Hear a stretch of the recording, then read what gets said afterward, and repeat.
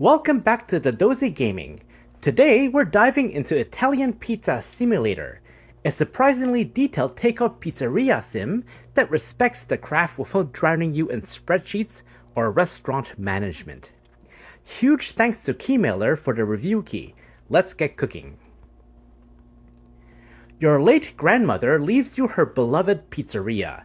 She was a legendary cook, and now it's your turn to carry the torch or burn the place down trying.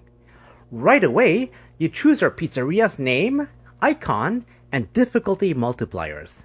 I picked a pineapple icon. Sorry, Grandma, the inmates are running the asylum now. Some simulators go ultra realistic, others ultra simple. Italian Pizza Simulator sits closer to the realistic side, but stays fun and approachable. This is not an accountant sim. You don't manage rent, staff, dining areas, or pricing. Your pizzeria is strictly takeout, and the game focuses entirely on making the pizza. And honestly, that's the charm. You handle everything from buying ingredients, chopping toppings, mixing dough and sauce, managing the wood fire oven, assembling the pizza, and boxing it up. You even cut olives in half manually, because apparently the village refuses to sell pre-sliced olives. There are no side orders, no fries, drinks, salads, or combos, just one pizza at a time start to finish. How long does a pizza take? Once you get into a rhythm, you can pump out a pizza in about 3 minutes. Bulk prep helps a lot. One big dough can be split into 4 small pizzas or 2 large ones. There are only 3 dough recipes and 7 sauces. Everything else is improvised. Pro tip: pin your recipes. Pinned recipes automatically stop pouring at the correct measurement, which saves you from accidentally dumping half a bottle of olive oil into the bowl. The kitchen, storage room, garden, and shed give you plenty of space to organize tools and ingredients. You also get 10 inventory slots, mapped to keys 0 to 9. Trying to fill all 10 slots is chaos. Predictability is king. I keep ladle on 1, spoon on 2, knife on 3, slot 4 for whatever ingredient I'm currently using. Everything else stays empty. Find a system that works for you because your sanity depends on it. Some customers don't order ingredients. They give you taste preferences, and you must design a pizza they'll love. It becomes a puzzle. One customer hated vegetables. Tomato sauce contains vegetables. Solution: ricotta-based cheese sauce. Crisis averted. Sometimes, the safest move is no sauce at all, because sauces have traits like greasy or earthy that can instantly ruin a picky customer's day. This leads to pizza crimes.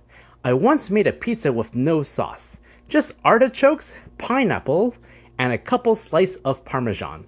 The customer adored it. I did not. Customers either love your pizza or hate it. No middle ground. You can fail an order for adding 15 grams too much cheese. In real life, that would earn you a tip.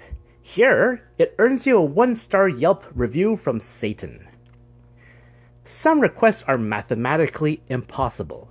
One customer wanted 45 grams of anchovies. Anchovies only come in 10-gram pieces. You can't cut an anchovy in half, so good luck. Thankfully, you can invest skill points to make customers more forgiving. As your reputation grows, your pizza can be nominated for the best in the region, country, or world. I managed to become number 1 in Italy and number 7 globally. But fame doesn't increase your prices. By the time I hit world rank number 7, I had under $4,000. A single 500 milliliter bottle of water cost $20. My internationally acclaimed pizzeria could afford about 100 liters of water. Retirement is not happening. At least the shop is big, rent-free, and you get unlimited pizza. Small victories, eh? The physics systems can be quirky.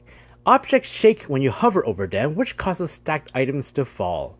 Stacking pizza boxes becomes a nightmare, so I just keep them inside the delivery box.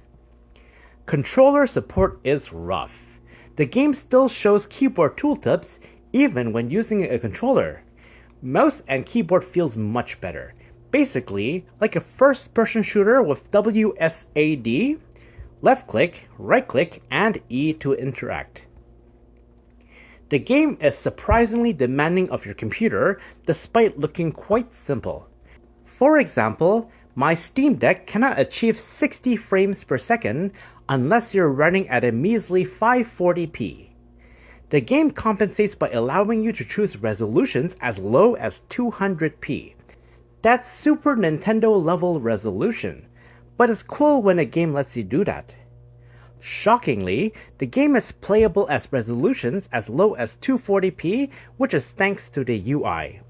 The game also runs beautifully at ultra-wide and super ultra-wide resolutions. The graphics are alright. The pizza looks okay, but the cheese doesn't melt, and the mixing bowl contents look a little sketchy. The ingredients inside containers are just flat textures. The music fits the mood of the game. Italian Pizza Simulator delivers a satisfying pizza making experience that lasts around 12 hours.